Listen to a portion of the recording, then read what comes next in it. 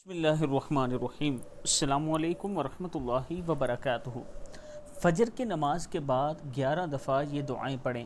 بسم اللہ الرحمن الرحیم، استغفر اللہ الذی لا الہ الا هو الحی القیوم واتوب الیہ 3 مرتبہ، سبحان اللہ العظیم وبحمدہ ولا حول ولا قوۃ الا باللہ 3 مرتبہ، اللہم اجرنی من النار 7 مرتبہ، لا الہ الا اللہ وحدہ لا شریک لہ لہ الملک ولہ الحمد یحیی ویمیت وہو علی کل شیء قدیر، بسم اللہ الذی لا یضر مع اسمہ شیء فی الارض ولا فی السماء وہو السمیع العلیم، اعوذ بکلمات اللہ التامات من شر ما خلق، رضیت باللہ ربا وبالاسلام دینا وبمحمد رسولا نبیا، حسبی اللہ لا الہ الا هو علیہ توکلت وہو رب العرش العظیم، صدق اللہ العظیم۔ بسم اللہ الرحمن الرحیم۔ السلام علیکم ورحمۃ اللہ وبرکاتہ۔ عابد راجہ چینل کی طرف سے آج میں اپنے چاہنے والوں کو ایک بہت ہی پیارا عمل بتاؤں گا، یعنی رسول اللہ صلی اللہ علیہ وآلہ وسلم کا ایک بہت ہی پیارا فرمان بتاؤں گا۔ حضرت انس رضی اللہ تعالیٰ عنہ فرماتے ہیں کہ رسول اللہ صلی اللہ علیہ وآلہ وسلم نے فرمایا، جس آدمی نے فرض نماز کے بعد پڑھا وہ بخشا بخشایا کھڑا ہوگا، یعنی جس آدمی نے فرض نماز کے بعد یہ کلمات پڑھے، سبحان اللہ العظیم وبحمدہ لا حول ولا قوۃ الا باللہ، اب وہ بخشا بخشایا کھڑا ہوگا۔ یعنی اگر آپ یہ دعا پڑھتے ہیں نماز کے بعد، فرض نماز کے بعد، تو اللہ تعالیٰ آپ کو بخش دے گا انشاءاللہ۔ بسم اللہ الرحمن الرحیم۔ السلام علیکم ورحمۃ اللہ وبرکاتہ۔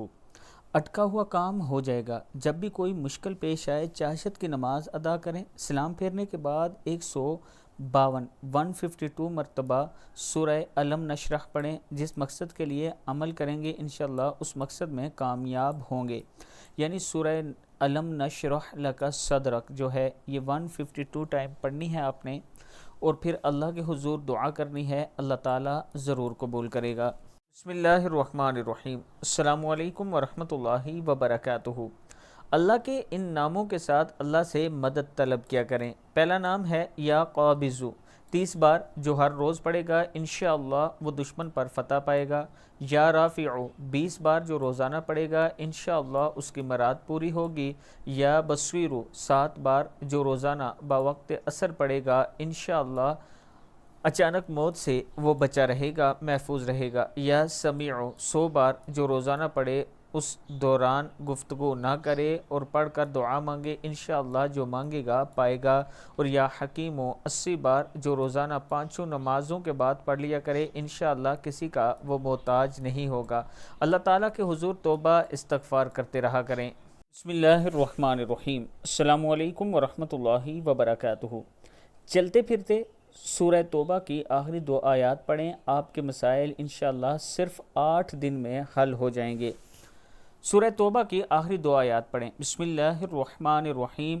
لقد جاءکم رسول من انفسکم عزیز علیہ ما عنتم حریص علیکم بالمؤمنین رؤوف الرحیم، فإن تولوا فقل حسبی اللہ لا الہ الا هو علیہ توکلت وہو رب العرش العظیم، صدق اللہ